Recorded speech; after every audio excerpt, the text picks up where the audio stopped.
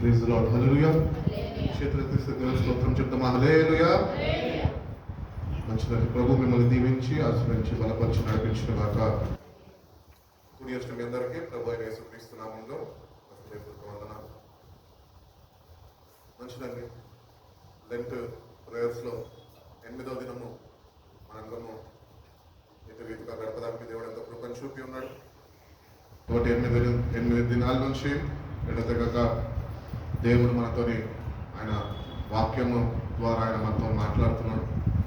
కాబట్టి ఏదో వచ్చాము లెంట్ ప్రేయర్కి అటెండ్ అయినాము వెళ్ళిపోయినామని కాదు, కానీ విన్న వాక్యాన్ని ఇంటికి వెళ్ళి మరొకసారి వాక్యాన్ని సరిచూసుకొని బోధింపబడుతున్న వాక్యము అది బైబిల్లో నుంచేనా లేకపోతే సొంత బోధ ఏదన్నా ఉందా అని మనము ఒకసారి బైబిల్తో సరిచూసుకొని ఆ విన్న వాక్యాన్ని ధ్యానిస్తూ ఆ వాక్య ప్రకారము మనము జీవించే వారమై ఉండాలి అని దేవుడు ఎంతగానో ఆయన ఆశిస్తున్నాడు.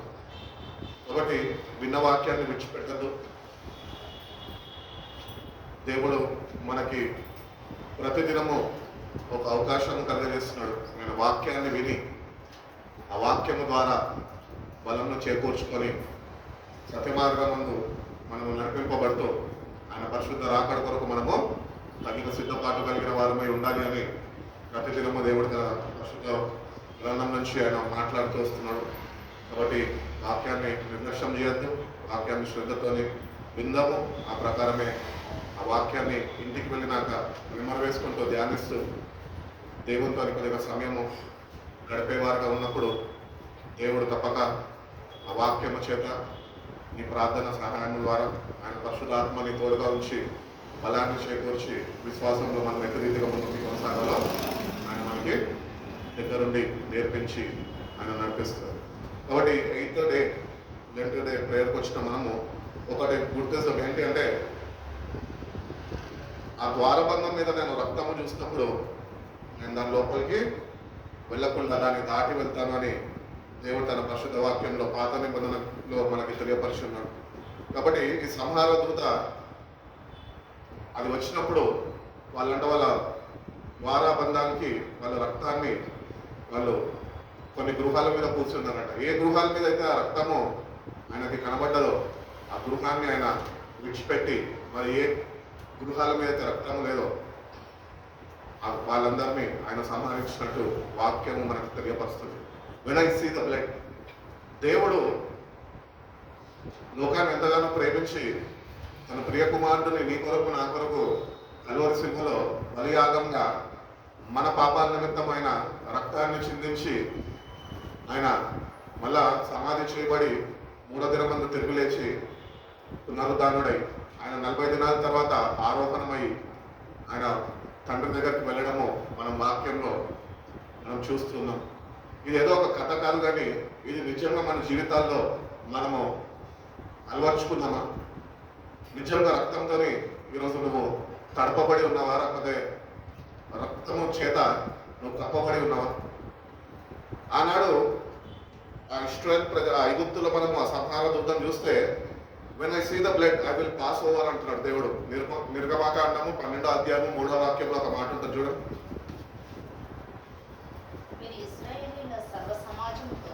మీరు ఇశ్రాయేలు సర్వ సమాజంతో ఈ నెల దశమి నాడు లెక్క చొప్పున ఒక్కొక్కడును మేక పిల్లనైనను ప్రతి ఇంటిని ఒక గొర్రె పిల్లనైనను మేక పిల్లనైనా తీసుకోవాలను. వాడును వాని పొరుగు వాడును తమ లెక్క చొప్పున దాన్ని తీసుకొనవలెను. ఆ గొర్రె పిల్లను భుజించుటకు ప్రతి వారి భోజనం పరిమితిని బట్టి వారిని లెక్కింపవలెను. 13వ వాక్యం చదువు. మీరు ఇళ్ళ మీద ఆ రక్తము మీకు గుర్తుగా ఉండును. ఆ రక్తము మీకు గుర్తుగా ఉండును. నేను ఆ రక్తంని చూచి మిమ్మల్ని నశింప చేయక దాటిపోయేదాను. ఆగండి. ఇక్కడ మనం చూసుకున్నట్లయితే ఆనాడు ఐగుప్తులో ఎందరి గృహాల మీద అయితే రక్తము వాళ్ళు ఆ రక్తం చేత కప్పబడి ఉన్నారో వాళ్ళని ఆయన నశింపక వాళ్ళని దాటి వెళ్ళిపోయినాడట. ఈరోజు సార్వత్రిక సంఘంలో నూతన నిబంధన క్రైస్తులుగా ఉంటున్న మనము ఆ రక్తంతో ఈరోజు కప్పబడి ఉంటేనే దేవుని ఉగ్రత నుంచి మనము తప్పించబడతాం. కాబట్టి ఈరోజు కూడా దేవుడు మనం చూస్తుండగా సంఘంలో చేర్చబడ్డము, సమాజంలో క్రైస్తులమని చలమని అయిపోతున్నాము, కానీ దేవుడు మనం చూస్తుండగా నిజంగా ఆ రక్తంతోని మనము కప్పబడి ఉన్నామా? ఒకవేళ కప్పబడి లేకపోతే దేవుడు కానీ చూడలేకపోతే కనుక రక్తాన్ని ఆయన ప్రియకుమారుడు కాల్చిన రక్తము చేత నువ్వు ముద్రింపబడకపోయి ఉంటే దేవుని యొక్క ఉగ్రతకి నువ్వు గురి అయిపోతావు. కాబట్టి అక్కడ చూసుకున్నట్లయితే కనుక when I see the blood I will pass over. Judgment was not avoided by character nor by conduct but by the covering of the blood. కాబట్టి దేవుడు ఆ గృహంలో ఎవరు ఉన్నారు అని ఆయన చూస్తలేదు. ఎటువంటి వ్యక్తులు, ఎటువంటి మనస్తత్వం కలిగిన వారు, ఎటువంటి పాపపు స్వభావం కలిగిన వారు ఉన్నారు అని ఆయన చూస్తలేదు, కానీ వాళ్ళు రక్తంతోని వాళ్ళు కప్పబడ్డారా అని మాత్రమే ఆయన చూస్తున్నారు. కాబట్టి ఆ గృహంలో మనం ఉంటున్నాం. ఈరోజు మనం గుర్తించాల, సంఘం అనగా క్రీస్తు యొక్క శరీరం అయి ఉంటున్నది, మనము దానిలో అవయవాలమైతుడు అయి ఉంటున్నాము. కాబట్టి సంఘంలో చేర్చబడ్డ నువ్వు నిజంగా ఆ రక్తంతోని కప్పబడి ఉన్నావు. ఒకవేళ రక్తంతో కప్పబడకపోయి ఉంటే కనుక నిన్ను నన్ను ప్రేమించి నీ పాపాలు నా పాపాల నిమిత్తము కల్వరి శిలువలో ఏ పరిశుద్ధ యవన రక్తం అయితే ఆయన చిందించున్నాడో ఆ రక్తము చేత ఈరోజు మనం కప్పబడమని, మనని కప్పమని దేవుణ్ణి మనము వేడుకునే వారుగా మనం ఉండాలి అని దేవుడు ఎంతగానో ఆశిస్తున్నాడు. ఆ గృహంలో ఎవరున్నారు, ఎటువంటి వారు ఉన్నారు అని దేవుడు చూస్తలేదు, కానీ హౌ సిన్సియర్ దే ఫెల్ట్. నిజంగా ప్రభువు కార్చిన రక్తము చేత నిజమైన గ్రహింపు కలిగి నిజంగా నువ్వు పశ్చాత్తాపడి ఆ రక్తము చేత కరగబడ్డావా అని మాత్రమే దేవుడు ఈరోజు మనం చూస్తున్నాడు. కాబట్టి ఆయన రక్తమందు మనము విశ్వసించాలి. ఎందుకు విశ్వసించాలి అంటే ఆ రక్తము చేత మన పాపాలు కడగబడతాయి అని దేవుడు ఎంతగానో తెలియజేస్తున్నాడు. రోమన్ రాసిన పత్రిక 3వ అధ్యాయం 25వ వాక్యం ఒక మాట చూడండి.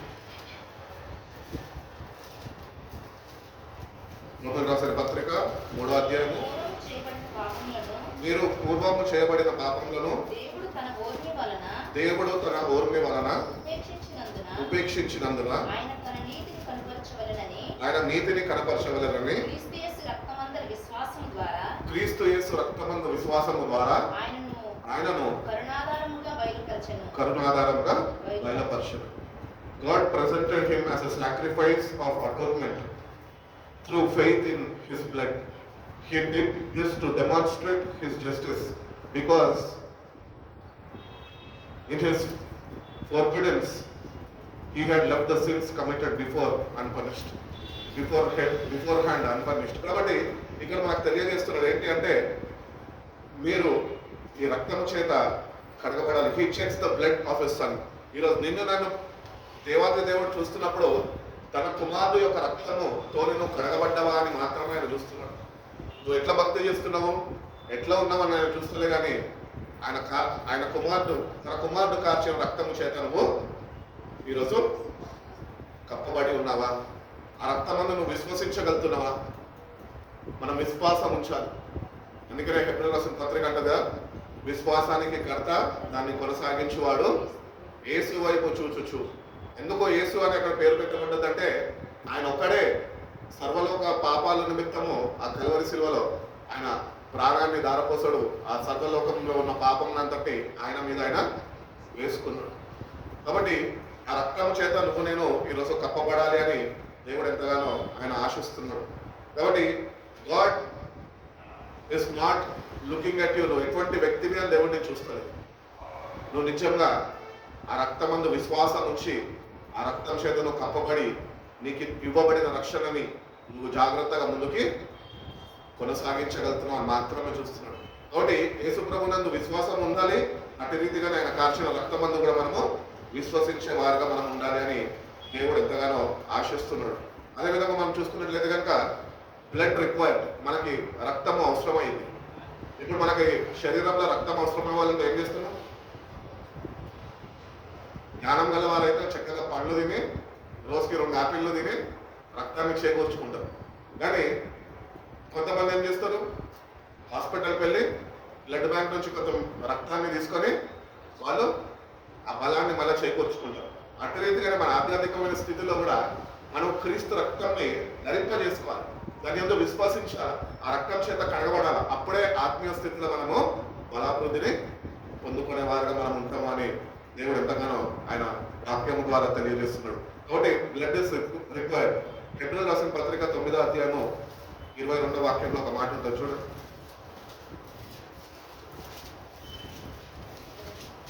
9:22. మరియు ధర్మశాస్త్ర ప్రకారము సమస్త వస్తువులను రక్తము చేత శుద్ధి చేయబడవలననియు రక్తము చిందింపబడకుండా పాప క్షమాపణ కలగదనియు సామాన్యునిగా చెప్పవచ్చు. In fact, the law required nearly everything to be cleansed by the blood, and without the shedding of the blood there is no forgiveness of sins. ఒకటి నీ నా పాపాలు క్షమించబడాలి అంటే నిజంగా యేసు ప్రభు రక్తము చేత మన పాపాలు కడుక్కోవాలి అని మనం వింటాం, కానీ ఆ పాపాలు నిజంగా నీ పాపాలు క్షమించబడాలి అంటే ఆ రక్తం చేత కడగబడ్డమే కాదు, కానీ ఆ రక్తమందు అట్టి విశ్వాసము నువ్వు కనపరచాలి. ఆ విశ్వాసం నీకు ఉన్నప్పుడే నీ పాపాలు కడగబడతాయి. కాబట్టి పాపక్షమాపణ, రక్త ప్రోక్షణ లేకుండా పాపక్షమాపణ లేదు. ప్రతి వస్తువు కడగబడాలట. Your mind has to be renewed. నీ ఆలోచన విధానము రక్తం చేత కడగబడాల. నీ కంటి చూపు దేవుని రక్తం చేత కడగబడాల. నీ నోటి మాట దేవుని రక్తం చేత కడగబడాలి. నీ చేతులు, నీ కాళ్ళు, నీ దేహం అంతా రక్తము చేత కడగబడాలి. ఉట్టి నేను నా గుండెని నేను దేవునికి సమర్పించుకుంటా, నా శరీరాన్ని నేను ఇష్టానుసారంగా వాడుకుంటానంటే ఎట్లా? అట్లా కాదు. సంపూర్ణంగా we have to B cleansed. కాబట్టి ప్రతి ఒక్క వెసల్, ప్రతి ఒక్కటి రక్తము చేత కడగబడితేనే నువ్వు ఆయన దృష్టిలో అంగీకారంగా ఉండగలవు. ఈరోజు నువ్వు యేసయ్య రక్తంని కమ్యూనియన్ సర్వీస్లో నువ్వు పార్టిసిపేట్ చేస్తున్నావేమో. మనం చాలాసార్లు ఏం చేస్తామంటే ఫస్ట్ సండే వస్తాము, కమ్యూనియన్ సర్వీస్ అటెండ్ అవుతాము, కమ్యూనియన్ ఇచ్చేటప్పుడు ప్రభా నా పాపాలను క్షమించు, నీ రక్తంతో నన్ను కడుగు అంటాము, యథావిధిగా కమ్యూనియన్ సర్వీస్ అయినా వెళ్ళిపోతాము. అలా యథావిధిగా ఆ పాపంలో జీవిస్తుంటాం. మరి ఎందుకు ఆ పాపంలో జీవిస్తున్నప్పుడు ఎందుకు వచ్చి ప్రభు సంస్కారంలో మనము పాల్గొనాలి? నిజంగా నువ్వు కడగబడుతున్నావు అటు ఆశ నీకున్నదా? నిజంగా నేను కడగబడాలి, నేను చేసిన పాపం మళ్ళీ తిరిగి వెళ్ళి నేను చేయకుండా ఆ రక్తం చేత నేను కప్పబడి నేను ముందుకి నడిపింపబడాలి. ఎందుకు ఆలోచన వస్తలేదు మనకి? ఎందుకంటే మనకి రక్తమందు విశ్వాసము లేదు అని వాక్యం చెప్తుంది. కాబట్టి కార్చిన రక్తం ముందు మనము విశ్వసించేవారుగా మనం ఉండాలి అని దేవుడు ఎంతగానో ఆశిస్తున్నాడు. ఇక్కడ మనం చూసుకున్నట్లయితే వాట్సాప్ గ్రూప్ ఒకసారి చూడండి, చర్చ్ గ్రూప్లోకి వెళ్ళండి. వెళ్ళారా? సో ఇక్కడ ఇట్స్ యువర్ బ్లడ్ అని ఒక పాట ఉంది. ఇది సండే స్కూల్ పాట actually. It's your blood that cleanses me.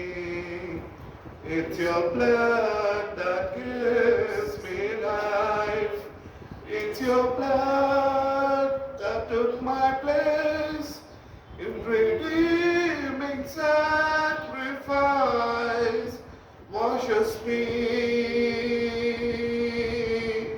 whiter than the snow, whiter than the snow. My Jesus, God's precious sacrifice. Kabatti, it is His blood that will cleanse you. It is that same blood which gives you life, and it is the blood that took your place. నీ స్థానము తీసుకుంది. ఆ స్థానం దగ్గర మనము అక్కడ రక్తాన్ని మనం చిందించాల్సింది. మనకు శిక్ష ఆయన మీద ఆయన వేసుకొని ఆయన నిన్ను విమోచించుకొని ఉన్నాడు. తన రక్తము చేత నువ్వు విమోచించబడ్డవు. అట్టి రీతిగానే దావీదు మహారాజు కీర్తనకారుడు 51 అంటున్న రీతిగా హిసోపు కంటే తెల్లగా నన్ను కడుగుము అంటాడు. ఆ రక్తము చేత మనము కడగబడాలి. దేవుని దృష్టిలో నిర్దోషులుగా మనము కనబడాలి అని దేవుడు కోరుకుంటున్నాడు. కాబట్టి నిజంగా రక్తం చేత కడగబడ్డావా? నిజంగా ఆ రక్తం చేత కడగబడ్డ నువ్వు నిజంగా ప్రభు కొరకు జీవించగలుగుతున్నావు? నిజంగా రక్తం చేత నిన్ను కొనుక్కున్నాడు కనుక నువ్వు ప్రభు సొత్తు అని నువ్వు గుర్తించగలుగుతున్నావు? ఈరోజు మన ఇష్టానుసారంగా మనం చేస్తున్నాం అంటే మనం దేవుని సొత్తు ఏమాత్రం ఇంకా కాలేదు. అందుకనే క్రీస్తు కార్చిన రక్తము చేత కడగబడి ఆయన అంటున్నాడు కదా వాక్యంలో, మీరు విలువ పెట్టి కొనబడ్డవారు, మీరు మీ సొత్తు కాదు, మీరు నా సొత్తు అంటున్నాడు. ఎందుకంటే చెప్పగలుగుతున్నాడు అంటే నిన్ను సంపాదించుకోవడానికి తన రక్తాన్ని ఆయన ఆరపోసి ఉన్నాడు. కాబట్టి we are not our own being, we are god's children. దేవుని బిడ్డలం. దేవుని కొరకు మనం జీవించాలి. దేవుని రక్తాన్ని మనం ఆశ్రయించి మన పాపాలు ఏవైతే ఉన్నాయో అన్నిటిని మనము ఆయన యొద్దకు వచ్చి మనము కడుక్కునే వారుగా మనం ఉండాలి అని దేవుడు ఎంతగానో ఆశిస్తున్నాడు. Required by God, without blood there is no forgiveness of sins. అదే హెబ్రీయులకు రాసిన పత్రిక 9వ అధ్యాయం 22వ వాక్యంలో చదువుకున్నాం కదా. Revealed early. ఈ రక్తము ఎప్పుడు చిందించబడ్డది అంటే బైబిల్లో ఏదైనా తోటలో చిందించబడ్డది. ఎప్పుడైతే మనుషులు అవ్వ ఇంకా ఆదాము పాపము చేస్తారో వాళ్ళు సత్యాన్ని గుర్తెరిగారు. సత్యాన్ని గుర్తెరిగి వాళ్ళు దిగంబరులుగా గుర్తించినప్పుడు దేవుడు వాళ్ళకి సల్లపూట వచ్చి కలిసినప్పుడు, ఆదామా ఎక్కడున్నావు అంటే ఆయన నేను దానుకొని ఉన్నాను అంటున్నాడు. అప్పుడు వీళ్ళు దిగంబరులుగా ఉన్నారు, నేను చెయ్యొద్దు అన్నది చేసి వీళ్ళు ఏమై నాలెడ్జ్ని, ద ట్రీ ఆఫ్ నాలెడ్జ్ నుంచి ఆ పండుని తినేశారు వీళ్ళు. కాబట్టి వీళ్ళు చెడేంటో మనిషి ఏంటో తెలుసుకున్నారు. అదొక్కటే దేవుడు మర్మంగా, దేవుడికి దేవదూతలకి మాత్రమే అది సంబంధించినది అయ్యింది అని వీళ్ళకి జాగ్రత్తలు చెప్పి దాన్ని ముట్టకు అంటే వీళ్ళు అది ధిక్కరించి, ఆయన మాటను ధిక్కరించి పాపం చేసి వాళ్ళు దేవుణ్ణి ఎదుర్కోలేకపోయారు. అప్పుడు దేవుడు వాళ్ళ కొరకు ఒక పొట్టేలుని తీసుకొని దాన్ని బలి ఇచ్చి రక్తాన్ని చిందించి వాళ్ళకి ఆ శరీరంతోని వాళ్ళకి కప్పుకోవడానికి వస్త్రాలు వాళ్ళకి దేవుడు ఆయన సిద్ధపరిచి ఉన్నాడు. కాబట్టి ఈ వాక్యాన్ని నేను ధ్యానిస్తున్నప్పుడు మన బైబిల్లో ప్రపంచంలోనే మొట్టమొదటి టైలర్ ఎవరు? దేవుడే. బట్టలు లేని వాళ్ళకి బట్టలు ధరింపజేశాడు.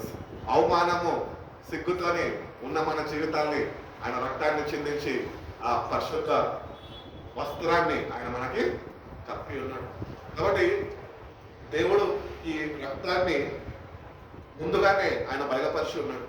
ఏదైనా తోటలో సృష్టి ప్రారంభంలోనే మనుషులు పాపము చేస్తారు, పాపముకి క్షమాపణ కొరకు రక్తము చిందించబడాలి, పాపము చేసినోడు కప్పబడాలి అంటే కనుక ఒకరు అక్కడ వాళ్ళ స్థానంలో బలి అవ్వాలి అని దేవుడు ముందుగానే ఆయన తెలియపరుచున్నాడు. అదేవిధంగా మనం చూసుకున్నట్లయితే ఆది కాండము 3వ అధ్యాయం 21వ వాక్యంలో ఉంటుంది చూడండి.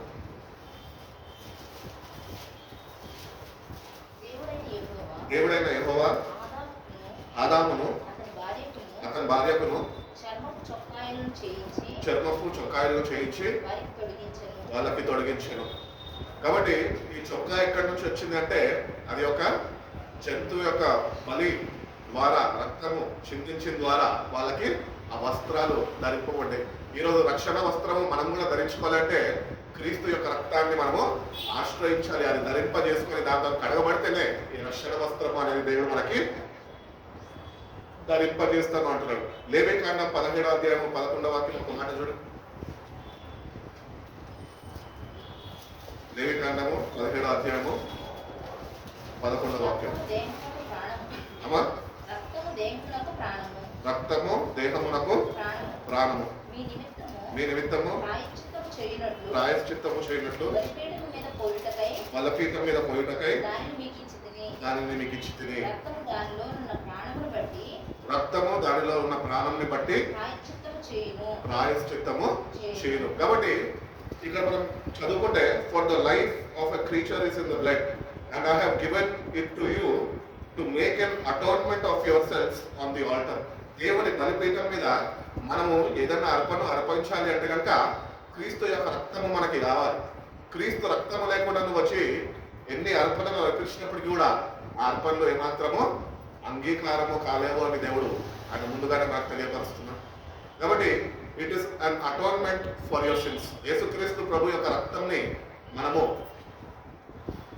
ధరింపజేసుకొని అప్పుడు దేవునికి వచ్చి మనం ప్రార్థించగలిగితే, దేవునికి మన అర్పణలు అర్పించగలిగితే అప్పుడు మన అర్పణ అనేది క్రీస్తు రక్తము ద్వారా ఆయన అంగీకరించగలుగుతాడు అని దేవుడు ఆయన తెలియపరుస్తున్నాడు. అదేవిధంగా మనం చూసుకున్నట్లయితే కనుక హెబ్రీయులకు రాసిన పత్రిక 10వ అధ్యాయం 10వ వాక్యం చూడండి.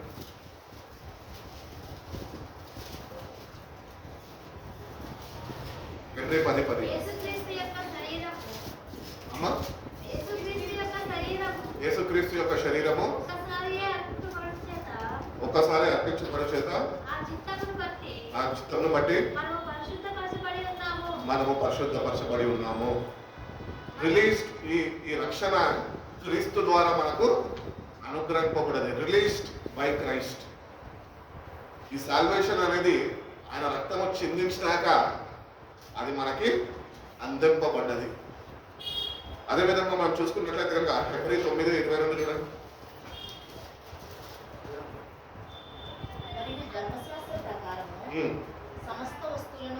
ఇంతకుముందు చదువుకున్నాం కదా. సమస్త వస్తువులు అనగా మనము సంపూర్ణంగా క్రీస్తు రక్తము చేత కడగబడాలి. మన ఆలోచన, మన ప్రవర్తన మొత్తము కూడా రక్తము చేత ఒకసారి కడుక్కున్నామా? నిజంగా నువ్వు దేవుని సన్నిధికి వెళ్తున్నప్పుడు, దేవుని సన్నిధిలో ఆయన ఆరాధించడానికి వస్తున్నప్పుడు, అర్పణలు అర్పించడానికి వస్తున్నప్పుడు నిన్ను నువ్వు ఒకసారి సరి చూసుకుంటున్నావు. నిజంగా నేను కడగబడిన వ్యక్తిని రాని. ఒకవేళ నిన్ను నువ్వు సరి చూసుకోక ఆచార ప్రకారము మందిరానికి వచ్చి నువ్వు అర్పణలు అర్పించేస్తే దేవుడు ఏమాత్రము అనుగ్రహించలేడు, నీ పాపాలను ఏమాత్రము క్షమించలేడు. కాబట్టి మనము సరి చూసుకొని దేవుని యొద్దకు వస్తున్నప్పుడు తన కుమారుడు కార్చిన రక్తము చేత మరొకసారి యథార్థ హృదయంతో, మంచి మనస్సాక్షితోని దేవుని సన్నిధిలో మనము ఆయనను వేడుకుంటే, నీ రక్తంతో నన్ను కడుపు, నేను అర్పించబోయే అర్పణ ఏదైతే ఉన్నదో, నేను చేస్తున్న ప్రార్థన ఏదైతే ఉన్నదో అవి నువ్వు అంగీకరించాలి అంటే కనుక మొట్టమొదటిగా మనము రక్తముతోనే కడగబడాలి. ఆ రక్తము నీ మీద చూసినప్పుడే నీ ప్రార్థన ఆలకించబడుతుంది. ఈరోజు ప్రార్థనలు ఎందుకు ఆలకించబడతలేదు? మనం మహాపరిశుద్ధులం కదా, ఇవన్నీ వాక్య ప్రకారం జీవించము, మనకి నచ్చిన ప్రకారం మనం ప్రార్థన చేస్తుంటాం. ఈ ప్రార్థన నేటికన్నా ఈరోజు దేవుడు ఆలకించాలి అంటే కనుక నిజంగా ప్రార్థన చేయబోయినా నువ్వు ప్రార్థనకి చేయాలి అనే అంశాలు పెట్టుకున్న నువ్వు ఆ ప్రార్థనలు ప్రారంభించే ముందు నువ్వు క్రీస్తు రక్తం చేత కడగబడ్డావా? ఒకవేళ కడగబడకపోతే కనుక వినయము విధేయతతోని మోకరించి దేవుని సన్నిధిలో, ప్రభా కొన్ని సమస్యలతో నీ యొద్దకు వచ్చినానయ్యా, మొట్టమొదటిగా కుమారుడు కార్చిన రక్తము చేత నన్ను కడుగు, నీ సహాయం నాకు కావాలి, నా ప్రార్థన నేను ఆలకించాలి, నా ప్రార్థనకి జవాబు నేను పొందుకోవాలి అని నువ్వు ఒకవేళ ఎదురు చూసేవాడుగా ఉంటే కనుక మొట్టమొదటిగా ఆయన రక్తంతో నువ్వు కడగబడిన వాడుగా నువ్వు ఉండాలి అని దేవుడు ఎంతగానో ఆయన ఆశిస్తున్నాడు. రోమీయులకు రాసిన పత్రిక 5వ అధ్యాయము 1వ వాక్యంలో ఉంటుంది చూడండి.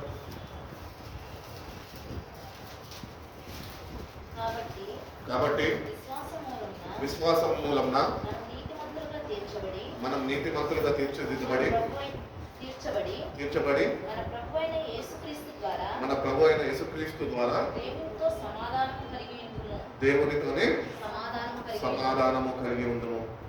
కాబట్టి ఇక్కడ తెలియజేస్తున్నాడు, therefore since we have justified through faith we have peace with God through our Lord Jesus Christ. యేసుక్రీస్తు ద్వారానే నీకు నాకు సమాధానము అని దేవుడు తెలియజేస్తాడు. అందుకనే యెషయా గ్రంథకర్త కూడా అంటాడు, ఆయనకి ఇష్టలైన వారికి భూమి మీద సమాధానము. ఈ ఇష్టలైన వారు ఎవరో కాదు, క్రీస్తు రక్తము చేత కడగబడిన వారు. నిజంగా ఆ రక్తాన్ని ఆశ్రయించి రక్తమందు విశ్వసించి వాళ్ళ పాపాలు ఆయన సన్నిధిలో ఒప్పుకొని నిజంగా కడగబడిన వారు వాళ్ళు దేవుని సమాధానాన్ని ప్రతినిత్యము కలిగి ఉంటారంట. ఈరోజు నీ జీవితంలో సమాధానం లేదు. ఎందుకు లేదు సమాధానము? క్రీస్తు రక్తాన్ని నువ్వు ఆశ్రయించలేదు, క్రీస్తు రక్తంతో నువ్వు కడగబడలేదు కాబట్టి దేవునితో సమాధానము తన కుమారుడు ద్వారా నీకు అనుగ్రహింపబడుతుండగా అది నువ్వు పొందుకోలేని వాడుగా ఉంటున్నావు. ఆ సమాధానాన్ని నువ్వు కలిగి జీవించలేని వాడుగా నువ్వు ఉంటున్నావు. నీకు సరిపడినంత విశ్వాసము నీకు లేదు. అందుకనే ఆ సమాధానాన్ని నువ్వు కోల్పోయినావు అని దేవుడు తన వాక్యము ద్వారా ఆయన తెలియజేస్తున్నాడు. అదే నిర్గమకాండం 12వ అధ్యాయం 7వ వాక్యంలో ఒక మాట ఉంటుంది చూడండి. 12:7 ఈ నెల 14వ దినము వరకు మీరు దాన్ని ఉంచుకొనవలెను. తరువాత ఇశ్రాయేలీయుల సమాజము వారందరూ తమ తమ కుటుంబములలో కూటములలో సాయంత్రం దాన్ని చంపి దాని రక్తము కొంచెం తీసి తాము దాన్ని తిని దాన్ని తిని ఇంటి ద్వారబంధపు 2 నిలువు కమ్ముల మీదను పై కమ్మి మీదను చల్లి ఉమ్, ఆ రాత్రియే వారు అగ్ని చేత కాల్చబడిన ఉమ్, ఆ మాంసమును పొంగని రొట్టెలను తినవలెను, ఉమ్. చేదు కూరలతో దాన్ని తినవలెను. చాలండి. ఇక్కడ మనం చూసుకున్నట్లయితే ఈ వాక్యం నేను ఎందుకు మీకు చదివించాలని ఆశపడ్డానంటే, వాళ్ళు ప్రతిదినము చేసేవారట. ప్రతిదినము they use to apply the blood. ఈరోజు నువ్వు నేను కూడా రక్తంతో ఒక్కసారి కడగబడ్డామంటే సరిపోదు. ప్రతిదినము you have to be washed by the blood. వాళ్ళు ప్రతిదినం కూడుకున్నప్పుడు ఆ కూటంలో వాళ్ళు రక్తాన్ని చిందించి ఆ రక్తాన్ని ద్వారబంధాల మీద పూసుకుని అట్టి రీతిగానే 2026 సంవత్సరాల క్రితము కల్వరి శిలువలో ప్రభు నీ కొరకు రక్తము కార్చాడు అని నువ్వు గుడి తిరిగితే సరిపోదు. ప్రతిదినము కడగబడుతున్నావా? ప్రతిదినము ఆ రక్తాన్ని నువ్వు అప్లై చేసుకుంటున్నావా? అటు క్రమశిక్షణ నీకున్నదా? ప్రతిదినము ప్రార్థన చేసే క్రైస్తవులుగా ఉంటున్నామని ప్రతిదినము రక్తము చేత కడగబడే క్రైస్తవులుగా మనం ఉండగలుగుతున్నామా? అది నిబంధన, అది దేవుడిచ్చిన ఆజ్ఞలు, ధర్మశాస్త్రము పాటించాలి. ప్రతిదినము క్రైస్తులుగా ఉంటున్న మనము ప్రతిదినము క్రీస్తు రక్తాన్ని విశ్వాసంతో ఆశ్రయించి ఆ రక్తం చేత కడగబడి ప్రతిదినము మన జీవితాల్లో ఆ దేవుడు అనుగ్రహిస్తున్న పాపక్షమాపణ పొందుకోవాలి. అటు రీతిగానే నూతన వ్యక్తులుగా నూతన స్వభావం మనం ధరించుకోవాలి. నువ్వు ప్రతిదినం కడగబడలేకపోతున్నావు కాబట్టి రక్తంతోనే నీ బుద్ధి మారతలే, నీ అలవాట్లు మారతలే, నీ పద్ధతులు మారతలే, యథావిధిగా ఎట్లున్నావు అట్లనే ఉంటున్నావు. కానీ ప్రార్థన అయితే చేస్తున్నావు ఏమని? ప్రభువా నా పాపాన్ని క్షమించి నీ రక్తంతో నన్ను కడుగు. అంతే. నిజంగా ఆ కమిట్మెంట్ నీకు ఉందా? ప్రతిదినము నువ్వు రక్తాన్ని ఆశ్రయించగలుగుతున్నావా? ఆ రక్తం చేత ప్రభు నిన్ను కడగగలుగుతున్నాడా? ఒకవేళ లేకపోతే కనుక నేటి నుంచి నా రక్తం చేత మనము కడగబడాలి అని దేవుడు తెలియజేస్తాడు. The blood has to be applied, not admire. మనము అయ్యో నా కోసం వేసేలా కార్చాడు అని మనము దాని గురించి పొగడక్కర్లే. పొగడకుండా మనం ఏం చేయాలంటే దాన్ని ప్రతిదినము మనము కడగబడాలి. ఆ రక్తము చేత ప్రతిదినము మనని మనము కడుక్కునే వారుగా మనం ఉండాలి అంటున్నాడు. అదేవిధంగా మనం చూసుకున్నట్లయితే రోమిల్ రాసిన పత్రిక 10వ అధ్యాయము 9-10 వాక్యాలు చూడండి. ప్రశాంత్ ఉన్నట్టు చెప్పేసి ఉంటాడు, బైబిల్ పెట్టాడు కాదు. అదేమనగా యేసు క్రీస్తు ప్రభు అని నీ నోటితో ఒప్పుకొని దేవుడు మృతులలో నుండి ఆయన లేపనని నువ్వు హృదయంలో విశ్వసించిన ఎడలా నీవు రక్షింపబడును. ఏలైనగా నీతి కలుగునట్లు మనుషుడు హృదయంలో విశ్వసించును, రక్షణ కలుగునట్లు నోటితోనే హృదయమంతా విశ్వసించాలంట, నోటితోనే.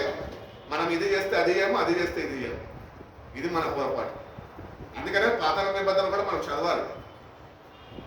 దేవుడు ఇశ్రాయేలు ప్రజలకి ధర్మశాస్త్రాన్ని ఇచ్చాడు. ఎందుకు ఇచ్చాడు అంటే దేవుని యొక్క నియ నిబంధనలు ఏమై ఉన్నాయో, కట్టడాలు ఏమై ఉన్నాయో అవి క్రమ పద్ధతిలో అవి మనము కూడా పాటించాలి. ఈరోజు నీకు నచ్చినప్పుడు నువ్వు ప్రభు దగ్గరకు వెళ్ళి నీకు నచ్చినట్టు నువ్వు ప్రార్థన చేస్తానంటే కుదరదు. నీ పై అధికారి ఉన్నాడంటే ఆయన దగ్గరికి ఎప్పుడంటే అప్పుడు వెళ్ళగలుగుతావా? లేదు, అపాయింట్మెంట్ ఉండాలి. అటు రీతిగా నువ్వు ప్రభుని ప్రతిదినము చేరుకోవాలంటే you have to prepare yourself. ముందుగానే నేను ప్రభు దగ్గరకు వెళ్ళాలి అని సిద్ధపాటు నీకు ఉండాలి. హృదయమంతా విశ్వసించాలా. ప్రార్థన పెడుతున్నప్పుడు హృదయంలో విశ్వాసం ఉంటుందా? ప్రార్థన అయితే చేసే క్రైస్తవులుగా ఉంటుంది, మరి హృదయమంతా విశ్వసించే క్రైస్తవులు ఏమాత్రము ఉండలేకపోతున్నాం. నోట్తో ఒప్పుకుంటున్నాం కానీ హృదయమంతా ఏం లేదు, విశ్వాసము లేదు. హృదయమంతా విశ్వాసం లేదు. దేవుని యొక్క విశ్వాసం సంపూర్ణంగా ఉంచు. దేవుడు కార్చిన రక్తమందు విశ్వాసం ఉంచు. తన కుమారుడిని చేరుకో. ఆయన దగ్గరకు వచ్చి ఆయన పాపాలు క్షమించడానికి కదా రక్తాన్ని చిందించడం అని హృదయమందు కూడా విశ్వసించు. అట్టి రీతిగా ఆ వాక్యం నువ్వు నాటబడాలా. ఆ వాక్యము నీలో ఫలించాలి. అప్పుడే నీకు ఫలము అనేది ఉంటుంది, అభివృద్ధి అనేది ఉంటుంది. పాప క్షమాపణ అనేది దేవుడు నీకు అనుగ్రహించగలుగుతాడు అని దేవుడు తెలియజేస్తాడు. కాబట్టి ఈ యేసుక్రీస్తు రక్తము ద్వారా అనే పాప క్షమాపణ, ఇంకా మరి ఏదియో మనకి అక్కడికి రాదు, ఏమీ అక్కర రాదు. కేవలము ఆయన రక్తమే మనకి అవసరమై ఉన్నది. ఆ రక్తము చేత ప్రతిదినము కడగబడే క్రైస్తవులుగా మనం ఉన్నామా లేదా అని మనము సరి చూసుకుందాం. అదే రోమిల్ రాసిన పత్రిక 8వ అధ్యాయం 1వ వాక్యం ఉంటుంది చూడండి. కాబట్టి ఇప్పుడు క్రీస్తు యేసునందు ఉన్నవారికి ఏ శిక్షా విధియు లేదు. యేసునందు జీవమునిచ్చు ఆత్మ యొక్క నియమము పాప మరణముల నియమం నుండి నన్ను విడిపించెను. ఎట్లనగా ధర్మశాస్త్రం దేనిని చేయజాలకపోయెను దానిని దేవుడు చేసెను.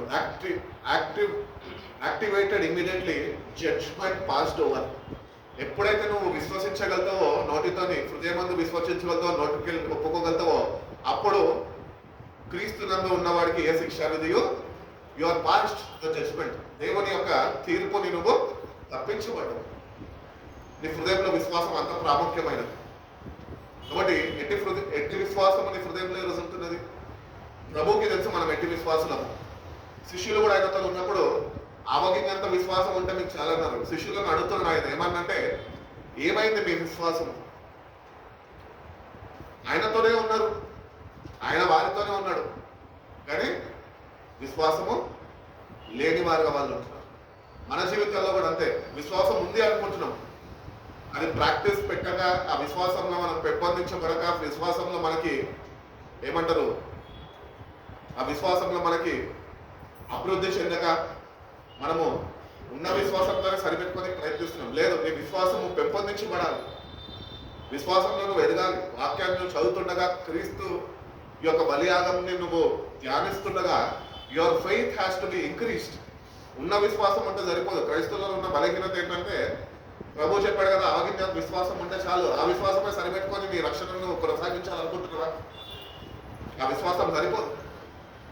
ఆయన సంపూర్ణ విశ్వాసం నీకు కావాలి. విశ్వాసంలో సంపూర్ణతలోనికి నువ్వు చేరేవాడుగా నువ్వు ఉండాలి అని దేవుడు ఎంతగానో ఆశిస్తున్నాడు. అదేవిధంగా మనం చూసుకున్నట్లయితే రోమీయులకు రాసిన పత్రిక 3వ అధ్యాయం 24-25 వాక్యాల్లో ఉంటాయి చూడండి.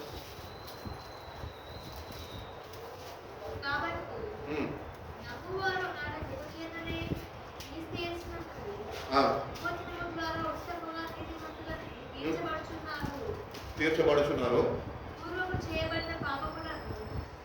దేవుడు తన ఓర్పు వలన ఉపేక్షించినందున ఆయన తన నీతిని కనపరచవలెనని క్రీస్తు యేసు రక్తమందలి విశ్వాసము ద్వారా ఆయనను కరుణాధారముగా బయలుపరిచెను. దేవుడిప్పటి కాలమందు నా నీతిని కనపరచబడి నిమిత్తము తాను నీతిమంతులను యేసునందు విశ్వాసము గలవారిని నీతిమంతునిగా తీర్చువారినై ఉండుటకు ఆయన అలాగు చేసెను. చాలండి. ఇక్కడ చూసినట్లయితే కనుక మనం ఇంతకుముందు కూడా ఈ వాక్యాన్ని మనం ఒకసారి చదువుకున్నాం. కాబట్టి యేసుక్రీస్తునందు నువ్వు విశ్వాసం ఉంచాలా, ఆయన కార్చిన రక్తమందు కూడా నువ్వు విశ్వాసము ఉంచాలి. కొలసీయులకు రాసిన పత్రిక 2వ అధ్యాయం 13-14 వాక్యాల్లో ఉంటుంది చూడు.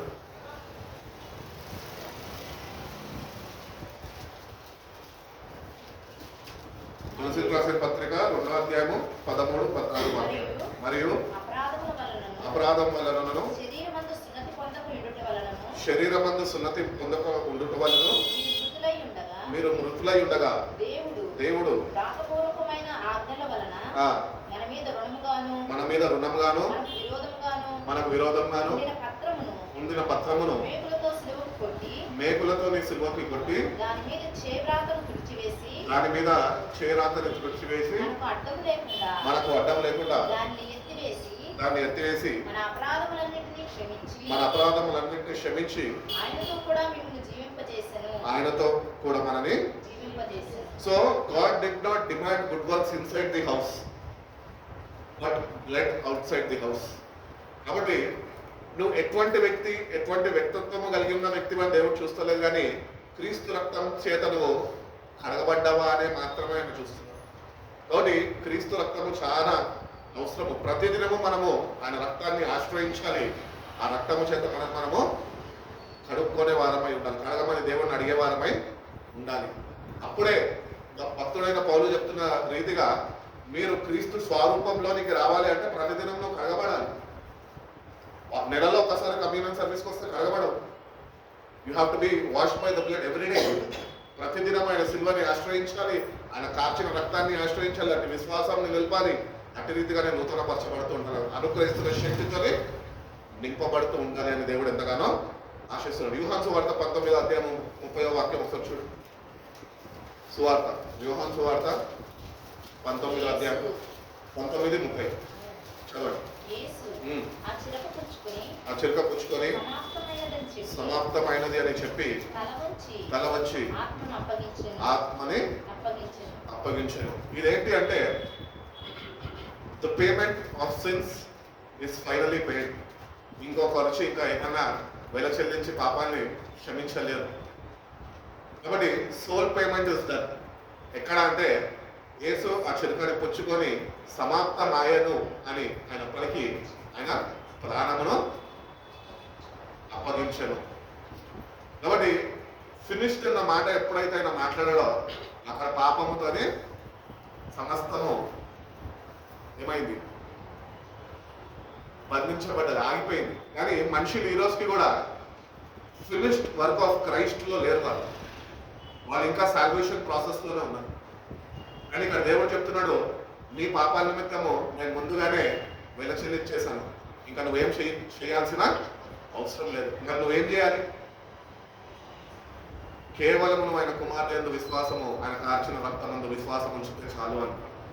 కాబట్టి దేవుని దగ్గరకు వచ్చిన మనము సమాప్తము అయ్యింది అంటే ఆ సమాప్తము అయిన దానికి మన జీవితంలో ఈ పాపముతో సమాప్తం అయిందా మనకి? Did you finish your work with sin? ఆ పాపంలోనే ఇంకా ఉంటున్నావా? కదా పాపంకి ముగింపు పలికి ఉన్నవా? నువ్వు పాపంకి ముగింపు పలకపోయి ఉంటే కనుక నువ్వు ఇంకా దేవుడి రక్తం చేత కడగబడిన వాడుగా నువ్వు మిగిలిపోతావు. అందుకనే పాపంతో మనము తెగింపులు పెట్టుకోవాలి. పాపంని విడిచిపెట్టి it is finish with me. ఈరోజు నేను క్రీస్తు రక్తంతో కడగబడ్డా కాబట్టి నేను ఒక నూతన వ్యక్తిని, నూతన స్వభావాన్ని నేను ధరించుకొని ప్రభు రక్తం చేత కడగబడుతూ నేను ముందుకి నడిపింపబడుతున్నానని మనం పాపంకి ముగింపు పలికేవారుగా మనము ఉండాలి. పాపము మనల్ని విడిచిపెట్టదు, మనమే దాన్ని విడిచిపెట్టాలి. ఎందుకంటే పాపంలోనే పుట్టి ఉన్నాము, పాపంలోనే తల్లి మనకు జన్మనిచ్చింది. మనలోనే పాపం ఉంటున్నది. పాపం ఎక్కడ లోకంలో లేదు, మనలోనే పాపం ఉంది. పాపపు తలంపులు, పాపపు ఆలోచనలు హృదయంలో ఏవైతే నింపబడి ఉంటే అదే కదా మాట్లాడేది నోరు. బూతులు ఎందుకు వస్తాయి? హృదయంలో ద్వేషము పెంచుకున్నాం కాబట్టి. ఇవన్నీ మనలో ఉంటూ మనం దేవుని ఆరాధిస్తున్నామే, దేవుని స్తుతిస్తున్నామే, దేవునికి కానుకలు సమర్పిస్తున్నామే. ఈరోజు దేవుడు నీ పట్ల నిలబడి ఆయన కార్యాలు జరిగించలేకపోతున్నాడు. కారణం ఏంటి తెలుసా? నువ్వు నిత్యంగా క్రీస్తు రక్తంలో బయట నుంచి లోపల నుంచి నువ్వు కడగబడలేదు. చాలా మంది అనుకుంటుంటారు దేవుని దగ్గరకు వస్తే మార్పు చెందాలి అని. ఫస్ట్ బయట మార్పు కోరుకుంటారు. లేదు, దేవుడు అంటున్నాడు వాక్య ప్రకారము, దేవుడు తన వాక్యము ద్వారా, పరిశుద్ధాత్మ ద్వారా, క్రీస్తు రక్తము ద్వారా ఫస్ట్ నీకు లోపల మార్పులు కలిగేస్తే నీకు బయట మార్పు వస్తుంది. నువ్వు లోపల మారకుండా బయట ఎంత మారినప్పటికీ నువ్వు వేషధారణ అయిపోతావు, కానీ నువ్వు నిజంగా మార్పు చెందవు. కాబట్టి we should be cleansed by the inside out. లోపల మనము మొట్టమొదటిగా క్రీస్తు రక్తం చేత మన హృదయాలు కలుపుకోవాలి. దాని తర్వాత మన అలవాట్లు మార్చుకోవాలి అని దేవుడు ఎంతగానో ఆశిస్తున్నాడు. కాబట్టి అదే విధంగా మనం చూసుకున్నట్టు దగ్గరగా రోమన్స్ 3:25 చూడండి.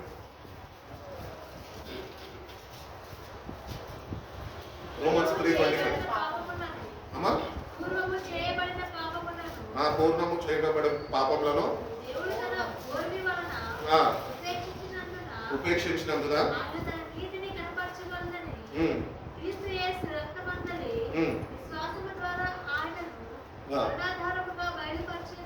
బయలుపరచను. చాలా మళ్ళీ ఒకసారి అదే వాక్యంలోకి వచ్చినాం కదా.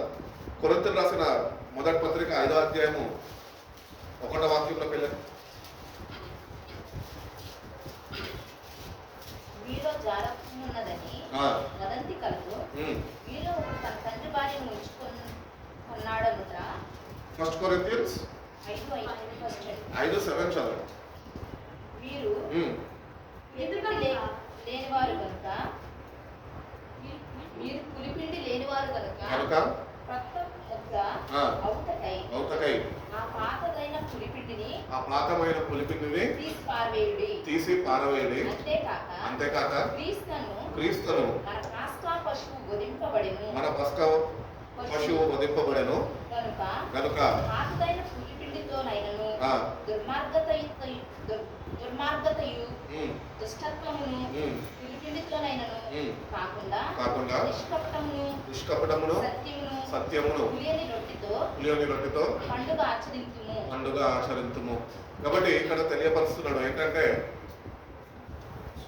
get rid of the old yeast that you may be new batch without yeast as you really are, for Christ our Passover lamb has been sacrificed. Therefore let us keep the festival not with the old yeast and the yeast of malice and wickedness, but with bread without yeast, the bread of sincerity and truth. కాబట్టి ఈ పాత స్వభావం నీలో ఉంచుకుంటూ నువ్వు దేవుని దగ్గరకు వచ్చి నువ్వు నూతన పరచబడాలి అంటే దేవుడిని నువ్వు నూతన పరచబడాలి. అందుకే అంటున్నాడు ఆ పాత పులిసిన పిండి నువ్వు తీసి పక్కకు పెట్టమని పాడేయమంటున్నాడు. కాబట్టి నీ లోపల పాతవి ఏమీ ఉండద్దు. ఏమేమి అక్కడ అంటున్నాడు? పాతవి దుర్మార్గతను దుర్మార్గతయు దుష్టత్వమును కుడిపిండితోనైనను ఈ రెండు మనలో ఉండద్దు. దుర్మార్గుడు దుష్టత్వము. దుష్టుడు ఏం చేస్తాడంటే ఆలోచనలు పుట్టిస్తూ ఉంటాడు, ఆలోచనలు చెడగొడుతూ ఉంటాడు. ఇవన్నీ మనలో పెట్టుకొని మనం దేవుని దగ్గరికి చేరలేము.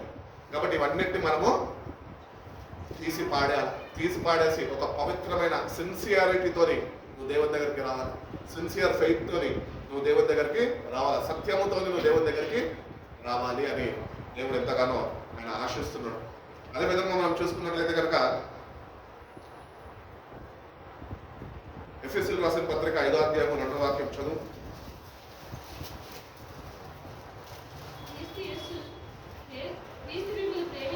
క్రీస్తు మిమ్మల్ని ప్రేమించి పరిమళ వాసనగా ఉండటకు మన కొరకు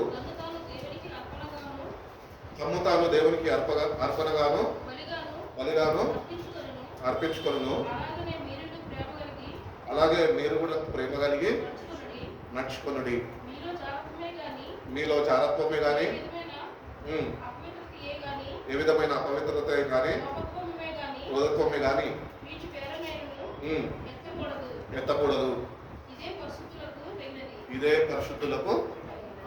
మనం పరిశుద్ధులమేనా? ఇప్పుడు వాక్య ప్రకారం మనం పరిశుద్ధులమా? కాదు. ఇవన్నీ మన లోపల ఉంటున్నాయి. ఇవన్నీ మన లోపల ఉంటుండగా వీటిని అన్నింటిని ఎప్పుడు మనము క్రీస్తు రక్తం చేత కడగబడతాం, ఎప్పుడు మనం కడుక్కుంటాం. కాబట్టి ఏదో క్రైస్తవులము అని చెప్పి మందిరానికి వచ్చి కూర్చొని పాటలు పాడేసి వాక్యం వినేసి కానుక సమర్పించేసి వెళ్ళిపోతుంటే ఎప్పుడు నువ్వు లోపల నుంచి కడగబడతావు. క్రీస్తు రక్తం చేత నీ హృదయం కడగబడాలి అని దేవుడు కోరుకుంటున్నాడు. కాబట్టి నేటికన్నా మందిరంలో కడుగు పెడుతున్నప్పుడు మీ ప్రవక్తని జాగ్రత్త అని బైబిల్ చెప్తుంది. ఎందుకు చెప్తుంది సార్? లోపల ఒకటి పెట్టుకుంటారు, బయట ఇంకొకటి వాడతారు. అందుకని ఇరవై గ్రంథకర్త ద్వారా అన్నాడు కదా, వీళ్ళు పెదాలతోనే నన్ను స్తుతిస్తున్నారు కానీ వీళ్ళ హృదయాలు నాకు దూరంగా ఉన్నాయి. ఇవన్నీ మనం లోపెట్టుకుంటేనే ప్రభువుని చేరలేము, కానీ మందిరానికి వెళ్ళగలం. మందిరానికి వెళ్తాం కానీ ప్రభుని ఏమాత్రము అనుభవించలేని వారుగా, ఆయన సన్నిధి ఆయన ప్రసన్నతని మనము అనుభవించలేని వారుగా, ఆయన అనుగ్రహిస్తున్న శక్తిని పొందుకోలేని వారుగా, దేవుని కార్యాలని మన జీవితంలో చూడలేని వారుగా మనం ఉంటుంటాం. ఎందుకంటే మీ హృదయం పాడైపోయింది. హృదయాన్ని కడుక్కో. క్రీస్తు కార్చిన రక్తం చేత నేటికన్నా కడుక్కొని భయభక్తులు కలిగి దేవుని మందిరానికి రా. దేవుని మందిరానికి వచ్చినప్పుడు నీకు దేవుడికి ఏముందో చూసుకో, అంతేగాని పక్కన వాళ్ళ గురించి పట్టించుకో. మనం అట్లా ఉన్నాం కదా, పక్కన సిస్టర్ ఏం చేస్తున్నా సిస్టర్ గురించి నాకు కావాలి, పక్కన బ్రదర్ ఏం చేస్తున్నా బ్రదర్ గురించి నాకు కావాలి. చాలా మంది మందిరాలకు ఎందుకు వస్తారు తెలుసా? పక్కన వాళ్ళని పరీక్షించడానికి వస్తారు. పక్కన వాళ్ళ జీవితాల్లో ఏం జరుగుతుందో కనుక్కోనికి వస్తారు. వాళ్ళ జీవితాల్లో ఏం జరుగుతుందో వాళ్ళు కనుక్కోనికి ఏమాత్రమో దేవుని యొద్దకు రాదు. ఇటు రీతిగా నీ జీవితం నడిపింపబడుతుంటే కనుక నువ్వు ఎన్నటికీ క్రీస్తు రక్తము చేత కడగబడవు. దేవుడు అనుగ్రహించిన రక్షణ నువ్వు అనుభవించగలవు. పొందుకోవడానికి దూరం మాట, మస్ట్ కడగబడు. మందిరానికి వస్తున్నప్పుడు you have only one business and that business is with God. దేవుడితో సరి చూసుకోవడానికి రా, మందిరానికి దేవుడిని ఆరాధించడానికి రా, పాప క్షమాపణ కొరకు రా, ఆయన అనుగ్రహిస్తున్న విడుదల కొరకు రా, ఆయన అనుగ్రహిస్తున్న స్వస్థత కొరకు రా. అంతేగాని పక్కన వాళ్ళ విషయాల్లో నువ్వు దూరానికి వచ్చినావు అనుకో, నీ జీవితం ఎన్నటికీ బాగుపడదు. ఆయన రక్తం చేత నిన్ను కడగలేడు. కాబట్టి నేటికన్నా మందిరాల్లోకి వెళ్తున్నప్పుడు మనం నిజంగా మన ప్రవర్తనను సరిచూసుకుంటూ మన హృదయం శుద్ధ హృదయంతో దేవుని చేరుకోగలుగుతున్నామా? నిజమైన మారు మనసు పశ్చాత్తాపంతో దేవుని దగ్గరికి రాగలుగుతున్నామా? ప్రభు నన్ను మార్చగా, నేను వ్యర్థమైన ఆలోచనలు, వ్యర్థమైన తలంపులు, వ్యర్థమైన కోరికలు నేను కలిగి ఉంటున్నాను, వీటినన్నింటినీ నేను తొలగించుకునేదానికి నేను యథార్థ హృదయంతో నిజమైన విశ్వాసంతో నేను నీ వద్దకు వస్తున్నా, నన్ను బాగు చేయవా అంటే అట్టి వారిని దేవుడు బాగు చేస్తాడు, అంతేగాని అందరినీ బాగు చేయలేడు. కాబట్టి నువ్వు దేవుని దగ్గరకు వస్తున్నప్పుడు సరైన ఆలోచన కలిగి రావాలి. దేవుణ్ణి ఆరాధించడానికి వస్తున్నాం కరెక్టే, కానీ దేవుని దగ్గర నుంచి ఏం పొందుకోనికి వస్తున్నాం? మనం దేవుని దగ్గర ఇవన్నీ మనలో నుంచి తొలగించి మనం అడగం దేవుణ్ణి, కానీ దేవుని దగ్గర నుంచి అన్ని మనకి ఈ లోకంలో ఉన్నవన్నీ అనుగ్రహించమని అడగడానికి వస్తాం దేవుడిని. ఫస్ట్ నిన్ను సరి చూసుకో, నీ జీవితం ఎట్లున్నా. ఈరోజు కన్ను మూస్తే ఎక్కడికి వెళ్తావు? నిజపు క్రీస్తు రక్తంతో కడగబడి నీ హృదయము పరిశుద్ధపరచబడి దేవుని ఆత్మ నివసిస్తూ ఒకవేళ నువ్వు ఉంటే కనుక నువ్వు ఈ లోకంలో కన్ను మూస్తే నువ్వు పరమందు చేరగలుగుతావు. ఒకవేళ నీ హృదయంలో ఇవన్నీ పెట్టుకొని క్రైస్తవుడుగా నువ్వు చలామణి అయిపోతూ ఒకవేళ అకస్మాత్తుగా కనుమూసినావు అనుకో, ఇవన్నీ నీలో ఉంటుంది కనుక దేవుడిచ్చిన అమూల్యమైన రక్షణ నువ్వు పోగొట్టేసుకున్నావు. అందుకనే హృదయ శుద్ధి గలవారు ధన్యులు, వాళ్ళు దేవుని సూచించారంట. ముందు ఆ శుద్ధ హృదయం పాట పాడతాం, శుద్ధ హృదయము కలుగజేయము అని. నిజంగా కలిగిందా? నీ జీవితంలో, నా జీవితంలో ఒక 10 సార్లు పాడుంటాం పాటని, కానీ హృదయం శుద్ధపరచబడ్డదా? క్రీస్తు రక్తం చేత కరగబడ్డదా? మరి పాట పాడి ఎవరికి ప్రయోజనం? ఎవరికి గనపరుస్తున్నాం? ఎవరిని నువ్వు పొగడాలని పాటలు పాడుతున్నాం? అందరం శుద్ధ హృదయం కావాలి అని పాట పాడుతాం, కానీ హృదయం ఏమో శుద్ధపరచబడే పరిస్థితుల్లో దిగజారిపోయిన వాళ్ళగా ఉంటాం. కాబట్టి శుద్ధ హృదయం నిజంగా దేవుని మన దగ్గర నుంచి కోరుకుంటున్నాడు. నువ్వు దేవుడిని చూడాలన్నా, దేవుడిని నువ్వు చేరాలన్నా నీకు శుద్ధ హృదయం కావాలి అని వాక్యం చెప్తుంది.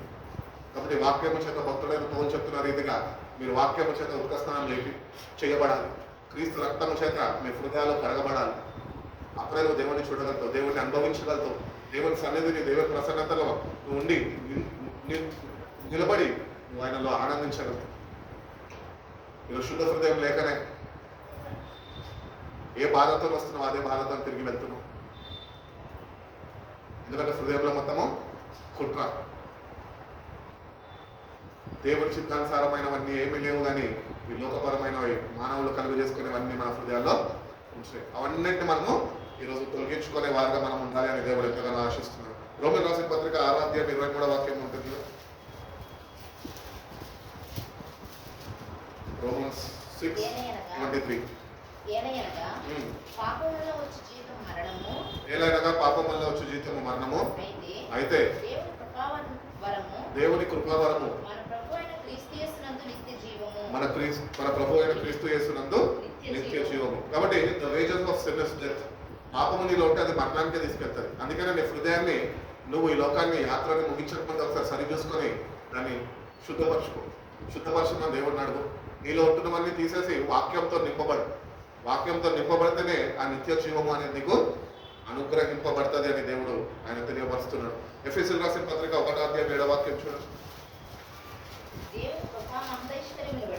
దేవుని కృపా మహైశ్వర్యమును బట్టి ఆ ప్రియుని యందు ఆయన రక్తం వలన మనకు విమోచనము అనగా మన అపరాధములకు క్షమాపణ మనకి కలిగి ఉన్నది. కాలము సంపూర్ణమైనప్పుడు జరగవలసిన ఏర్పాటును బట్టి ఆయన తన దయా సంకల్పం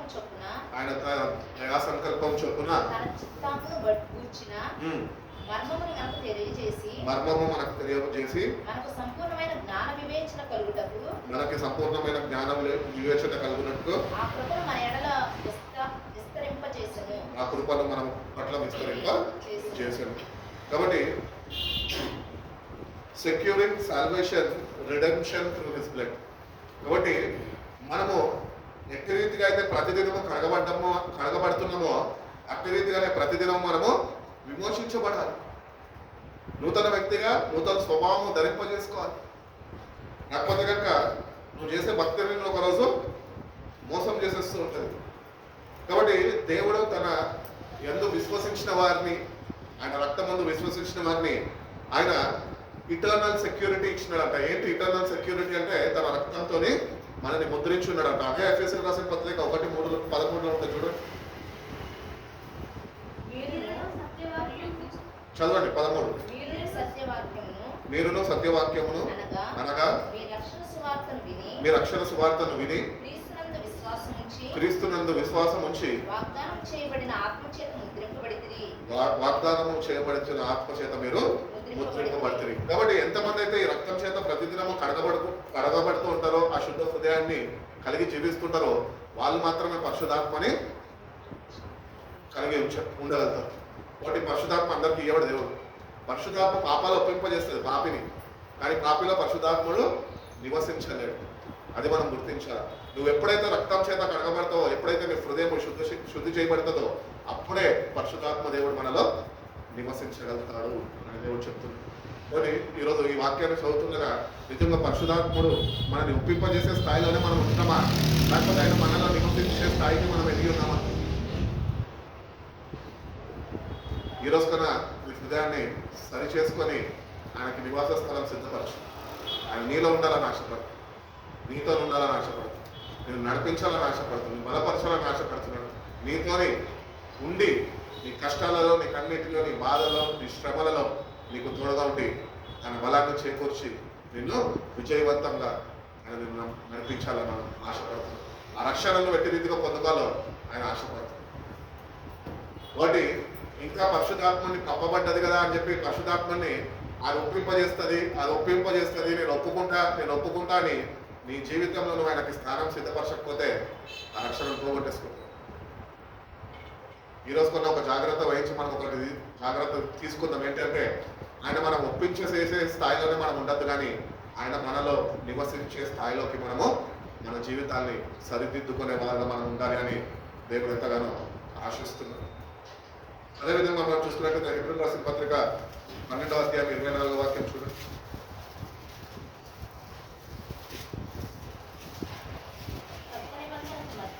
కొత్త నిబంధనకు మధ్యవర్తి అయిన యేసు యొద్దకును హేబేలు కంటే మరి శ్రేష్టముగా పలుకు ప్రోక్షణ రక్తమునకు మీరు వచ్చి ఉన్నారు. చాలండి, మీరు ఏ రక్తం దగ్గరకు వచ్చారంటే to Jesus the mediator of the new covenant and to be the sprinkle blood that speaks better than Abel, the blood of Abel. కాబట్టి ఏబేలు కంటే శ్రేష్టమైన రక్తం అంట. కాబట్టి ఇది మానవుల రక్తం కాదు, కానీ ఇది దేవుడి కుమారుడు ద్వారా ఆయన దారపోసిన రక్తము. అంతగా మనల్ని ప్రేమించాడు. మన పక్షా నుండి ఆయన వాదించడానికి, ఆ రక్తం చేత మనం ముద్రింపబడ్డామని వాదించడానికి ఆయన శ్రేష్టమైన రక్తాన్ని చిందించాడు. రేపు తీర్పు దినమందు దేవుడు మన పక్షా నుండి మాట్లాడాలి అంటే మనం ఈ రక్తం చేత కడగబడిన వారమై ఉండాలి. తీర్పు దినం నుంచి బైబిల్ చెప్తారు ఎవరు తప్పించబడలేము. మరి ఎవరు తప్పించబడతారు? ఎవరైతే ఈ రక్తం చేత కడగబడ్డారో, అట్టి సత్యాన్ని, అట్టి సిన్సియారిటీని వాళ్ళు కలిగి ఉన్నారు, దేవుడిని వెంబడించారో వాళ్ళు మాత్రమే ఆ తీర్పులో దేవుడు వాళ్ళ పక్షం నుండి ఆయన వాగ్వాదంలో దిగి ఈయన నా బిడ్డ రక్తంతోనే కడుక్కున్నాడు, కాబట్టి ఈయనకి తీర్పు నుంచి నేను తప్పిస్తున్నాను, అప్పుడు దేవుడు నిన్ను తప్పించగలుగుతాను అని దేవుడు తెలియజేస్తున్నాడు. అదేవిధంగా మనం చూసుకున్నట్లయితే హెబ్రీ రాసిన హెబ్రీ పత్రిక 10:10 చదవండి.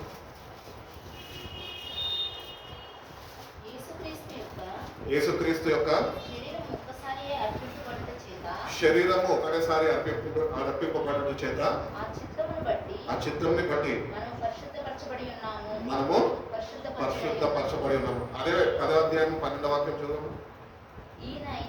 ఈయనైతే పాపం నిమిత్తమై సదాకాలము నిలుచు ఒక బలిని అర్పించి అప్పటి నుండి మన శత్రువులు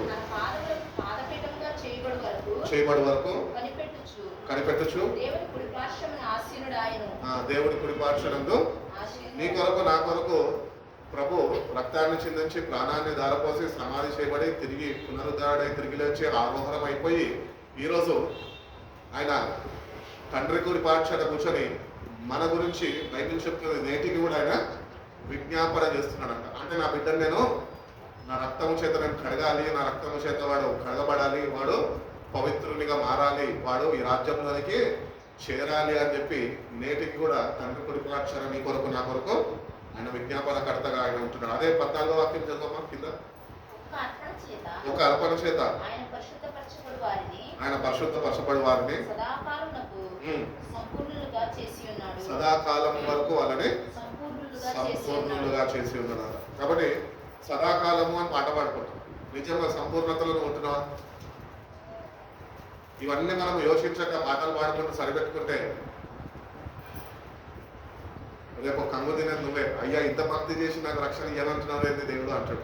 అందుకనే యేసుప్రభువు వారు కూడా సువార్తలు అన్నారు కదా, ఏమన్నాడు?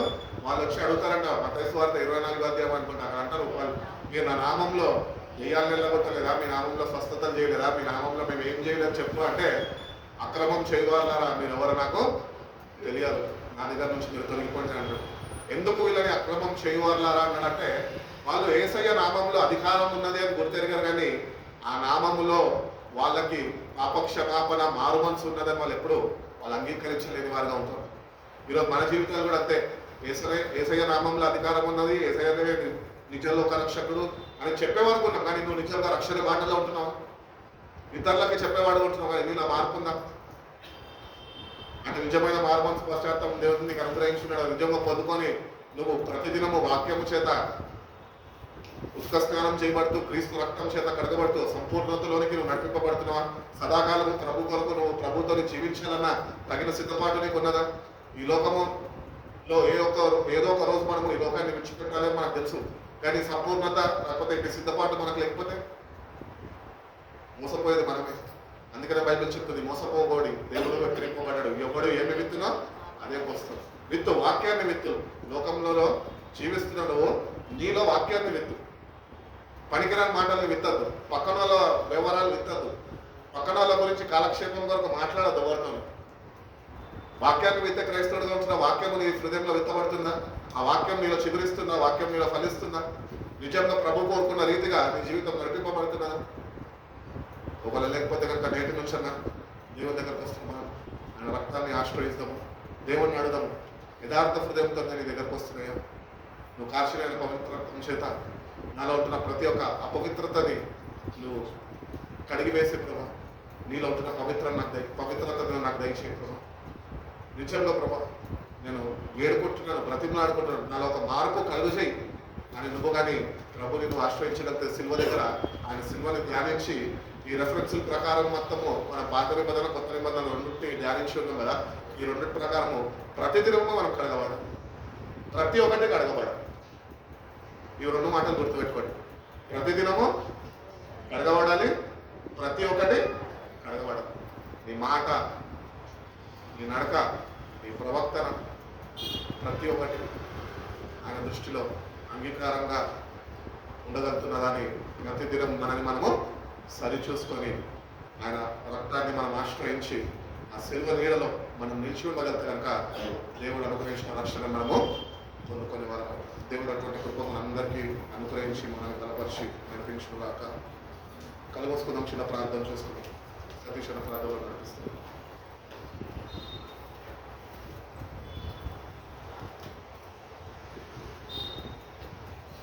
ప్రార్థన చేసుకుందాం. ఒకసారి ఆలోచన చేద్దాం. అందరూ కళ్ళు మూసుకొని దేవుడు దాసుల ద్వారా మాట్లాడుతున్న మాటలు జ్ఞాపకం చేసుకుంటాం. అందరూ నిధులు మోకాలు కనుక ప్రార్థన చేసుకుంటాం.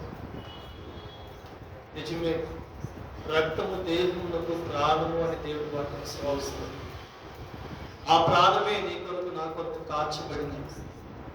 నా ప్రియమైన సహోదరుడా, రక్తము చిందింపగలకుండా పాప క్షమాపణ కలుగుదు అని దేవుడు వాక్యం సెలవిస్తున్న రీతిగా ఆయన రక్తం, యేసుక్రీస్తు గారు రక్తమును కార్చి మనకి తండ్రికి సమాధానాన్ని కలుగజేస్తున్న దేవుడు ఒకసారి జ్ఞాపకం చేసుకున్నాం. ఆయన రక్తమును కార్చి ఎంతగా ఆయన ప్రేమను మన పట్ల చూపించాడు. నా ప్రియమైన సహోదరుడా, రక్తము ద్వారానే, యేసుక్రీస్తు గారి రక్తము ద్వారానే పాపములో ఉన్న మన బ్రతుకులు నీతిమంతులుగా మార్చబడింది. ఆయన రక్తము ద్వారానే విమోచన, ఆయన రక్తము ద్వారానే పరలోకమునకు గమ్యము, మార్గము, జీవమై ఉన్నది. రాత్రి పరిశుద్ధమైన దేవా, నీ ప్రాణమును మా కొరకు చిందింపబడి అయా సమాధానమును కలుగు చేసి పాపములో ఉన్న మా జీవితాలను ఇదిగో శుద్ధి చేయబడాలి అంటే రక్తమే సాదృశ్యమని నువ్వు మాట్లాడావు. ఘోర పాపములో ఉన్న నా బ్రతుకును నీ రక్తము ద్వారా నేను కడిగి శుద్ధీకరణ చేసింది ప్రభువా. నీకు వందనాలు, స్తుతి, స్తోత్రాలు తండ్రి. నీ రక్తమును బట్టి వందనాలు యేసయ్యా. పరిశుద్ధమైన నీ రక్తమును బట్టి స్తోత్రాలు చెల్లిస్తున్నాను ఈ రాత్రి. ఇదిగోనైనా కడగబడి కూడా, ఇదిగోనైనా నీ రక్తములో, ఇదిగోనైనా ప్రభు బలలో చేతులు వేస్తూ కూడా మరలా పాపములో జోలికి వెళ్ళి నేను నీకు దూరముగా పడిపోయిన నా బ్రతుకును ఒకసారి చూడండి దేవా. నా మనసును మార్చుకుంటున్నాను, నా బ్రతుకును మార్చుకుంటున్నాను, నా మాట తీరు సరి చేసుకుంటున్నాను. అయ్యా, ఇదిగో నీ రక్తమును ఆశ్రయించి వచ్చాను ఈ రాత్రి.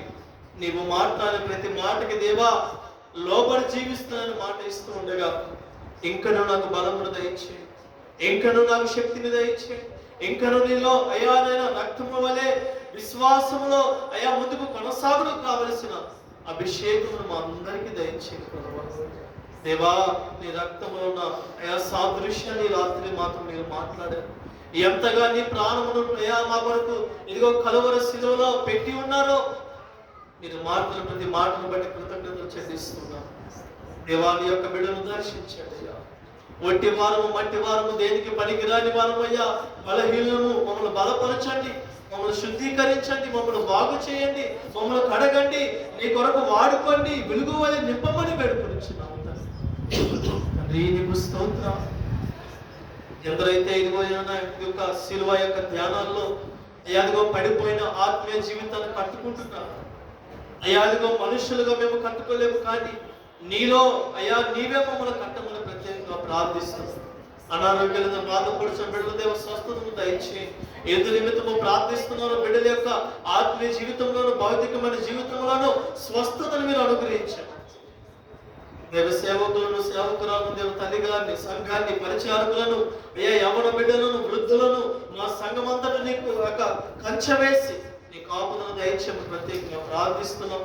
శిల్వ ధ్యానులు దేవా అయ్యా, అదిగోనైనా ఎంతో మంది బిడ్డలు అదిగో రాలేకపోతున్నారు. ఆ బిడ్డలు కూడా వచ్చి ఇక్కడ ఉన్న ప్రతి దీవెన పొందుకోవడానికి సహాయం దయచేయము. మా కుటుంబాల మీద నీ యొక్క కృపా, క్షేమాన్ని, భద్రతను, కాపుదలను దయచేయమని నీకు స్తోత్రము, గానము చెల్లించుకుంటూ యేసు నామములో చిన్న ప్రార్థన సమర్పించాలి.